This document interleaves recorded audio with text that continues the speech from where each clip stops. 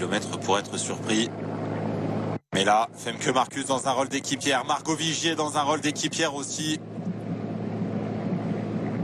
Et derrière, on se replace pour essayer de prendre la roue de Lorena Wiebes, qui sera évidemment celle à battre. Ouais, pourquoi pas, hein. Je vois le maillot de championne de France de Marinette. Elle a une belle petite pointe de vitesse aussi, hein, Marie Lenette. Elle n'a pas, pour le moment, elle est en train de récupérer, hein, entre guillemets, hein, dans les roues. Pourquoi pas la voir mettre une attaque, par exemple, au kilomètre. On le sait, hein, il y a ce rond-point à 600 mètres de l'arrivée. Pourquoi pas essayer de partir juste avant ce rond-point, surprendre tout le monde. Elle a les capacités, en tout cas, hein, Marie Lenette, de faire ça. Et c'est déjà pas trop tard pour espérer faire quelque chose au kilomètre. Ouais. Quand on a encore une équipière pour Lorena Wiebes, une équipière solide en plus, dans la personne de Femke Marcus qui a pris les choses en main.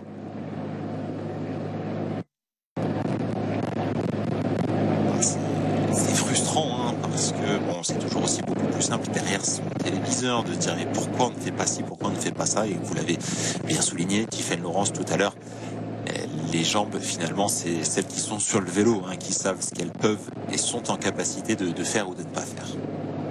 Oui, ouais, c'est ça. Hein. Là, vraiment, à 3 km de l'arrivée, dans ce groupe de tête, il y a certaines filles qui savent déjà, hein, qu'elles ne vont pas pouvoir aller jouer le podium parce qu'elles ont déjà les jambes, hein, qui tatinent, qui brûlent. Alors qu'il y en a d'autres, hein, qui se sentent vraiment très très bien et qui se disent, moi, pourquoi pas aujourd'hui aller chercher mon premier podium World Tour. Donc, oui, à 3 km de l'arrivée, surtout que cette étape a été très très longue. Vous savez, hein, si vous êtes en capacité d'aller jouer quelque chose. Marie Lenette, en grande discussion avec la voiture de la direction sportive de la FDJ Suez. Que faire?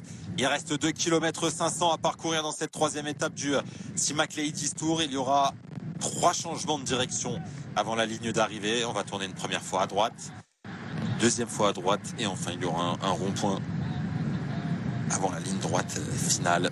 Droite finale très courte, hein, à la sortie du rond-point déjà. Lorena Wiebes aura course gagnée si elle est là. On va donc essayer de la surprendre avant. Le rond-point est placé à 400 mètres de la ligne. À 500 mètres de la ligne. Et on évolue groupé. 2 km 200. Vraiment, on est dans une phase où on est dans l'attente d'apercevoir justement, je pense, hein, cette flamme rouge, ce rond-point. Oh, Marie Lenette qui frotte sur la gauche. Avec Babette Van der Wolf qui ne peut pas laisser sa place. On essaie de remonter, on essaie de se replacer. On tourne une première fois à droite.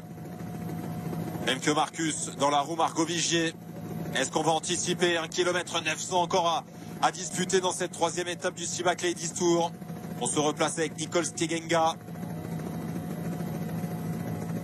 On est dans un rôle d'équipière total. Ouais. Margot Vigier, il se sacrifie pour le collectif.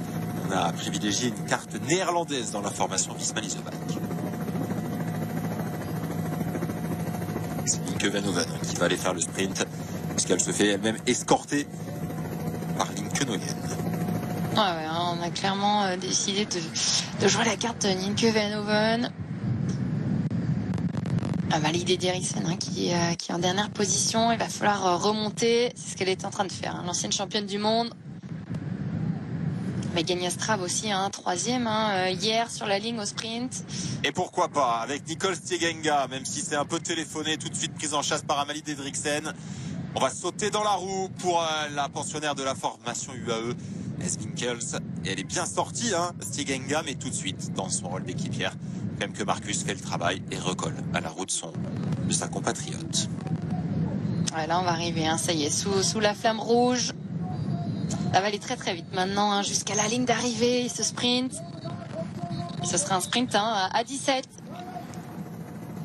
Aucun problème pour juguler l'attaque de Nicole Stegenga. Ah, Winkels qui va peut-être tenter sa chance. Femke Marcus n'en peut plus. Et ça va être à Lorena Wiebes maintenant d'entrer en piste. Ouais, hein, ça y est, hein, Lorena Wiebes. 6e position. Elisa Balsamo, hein, déjà dans sa roue.